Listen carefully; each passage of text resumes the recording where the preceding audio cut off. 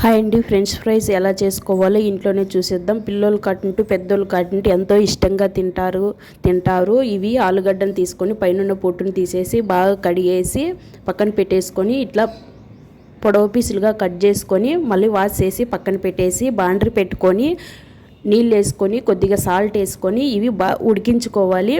ఉడికించుకున్న తర్వాత మనం పక్కకు తీసేసి చల్లారనాలి. అవి చల్లారితేనే మనము మళ్ళీ నూనెలో వేగించుకోవాలి. చల్లారకపోతే అవి పైన మాత్రమే ఎగుతాయి, లోపల ఏగవు. కాబట్టి మనము నూనె వేసుకొని ఇందులో చల్లారిన తర్వాత అవి పొడవుగా కట్ చేసి ఉడికి పెట్టుకున్నాం కదా, దీంట్లో వేసేసి బాగా గోల్డెన్ కలర్ వచ్చే వరకు వేయించుకోండి.